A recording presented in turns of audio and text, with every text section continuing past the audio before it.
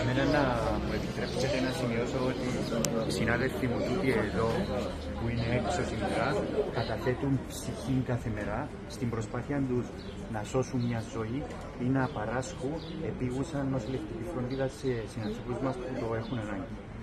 Κατά την άποψή μου, είναι άδικο αυτόν το τμήμα που έχει σώσει πάρα πολλούς ανθρώπους και αυτοί οι άνθρωποι που εργάζονται νυχθημερών να μην έχουν την απαραίτητη ασφάλεια στον χώρο εργασίας. Επομένως, προσωπικά πιστεύω ότι το αίτημα τους για αστυνόμευση, καλύτερη αστυνόμευση και παροχή ασφάλειας στον χώρο που εργάζονται είναι πέραν απόλυτα. Κύριε Σαββά, ωστόσο το... Λεοντίου, συγγνώμη. Φρουρείται εδώ τα επίγοντα, φρουρείται από κάποιον φρουρό.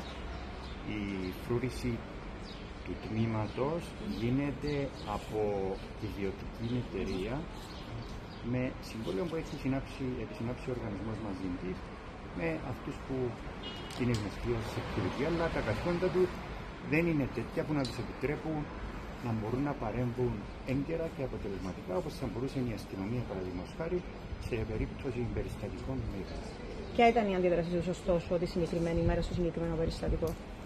Δεν είμαι σε θέση να γνωρίζω όλες τις λεπτομέρειες της συγκεκριμένης μέρας, παρόλο που είχα επισκεφτεί το τμήμα. Είναι στοιχεία τα οποία κατέχει η αστυνομία μέσα από τις καταδείξεις που έχει πάρει.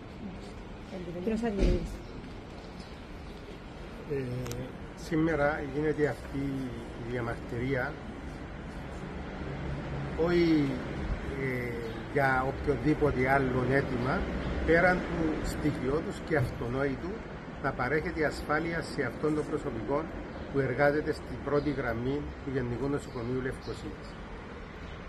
Θεωρώ ότι η πολιτεία και ο ΟΚΙΠΗ που είναι ο διαχειριστής των δημόσιων νοσηλευτηρίων αυτό το θέμα πρέπει να το αντιμετωπίσει πολύ σοβαρά, διότι καθημερινά υπάρχουν θέματα ασφάλειας στο τμήμα αυτό, καθημερινά γίνομαστε δέχτες ακόμα και για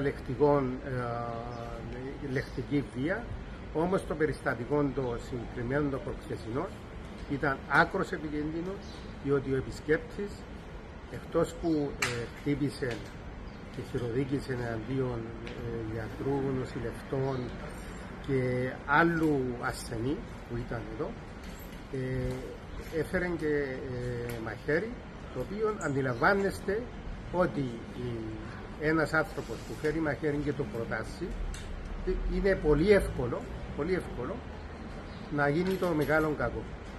Και θεωρούμε ότι αυτό το θέμα είναι άκρος σοβαρότατο και θα πρέπει να τύχει άμεση αντιμετώπιση από την πολιτεία και από τον ΟΚΙΠΗ.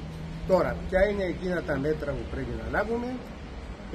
Εμείς έχουμε υπόψη μας κάποια μέτρα, έχουμε εισηγήσεις. Να πω, αυτό το θέμα ασφαλείας δεν είναι η πρώτη φορά που αναδεικνύεται από τους εργαζόμενους, από το τμήμα εδώ, από τους προϊστάμενους, αλλά πάντοτε λέμε κάποια πράγματα, συμφωνούμε και σιγά σιγά υποτονίζουμε. Αυτή τη φορά θα πρέπει να πάρθουν αποφάσεις και οι αποφάσεις πρέπει να τηρηθούν. Αναμένουμε τις κινήσεις εκείνες που πρέπει, ώστε αυτός ο κόσμος που εργάζεται εδώ να εργάζεται με ασφάλεια και να μην κινδυνεύει η ζωή. Κυρία Κυρίδη, όμως δεν εξαρτάται και από εσάς το να συνεχίσετε να διεκδικείτε και να μην αποτονίζουν τα θέματα έτσι ώστε να επέλθουν οι λύσεις που χρειάζονται για το προσωπικό? Σαφώς εξαρτάται και από εμάς, σαφώς θα πιέζουμε και σαφώς πιέζαμε τόσο καιρό και τα λέγαμε ότι δεν γίνεται, κύριε, να μην υπάρχει έστωλος αστυνομικός εδώ στον χώρο σε 24 ώρες βάση. Αυτά τα λέγαμε. Αλλά αντιλαμβάνεστε ότι πολλά πράγματα λέγονται, αλλά πόσα ακούνται, θέλω να πω περισσότερο. Είναι η ίδια κατάσταση και στα ΤΑΕΠ των άλλων πολεών? Είναι παρόμοια κατάσταση και στο άλλων πολεών. Να θυμίσω περιστατικά πριν λίγο καιρό Λεμεσόν, πιο πριν στη Λάρνακα, είναι η ίδια κατάσταση και ό,τι λέμε ότι πρέπει να γίνει σε όλα τα ΤΑΕΠ.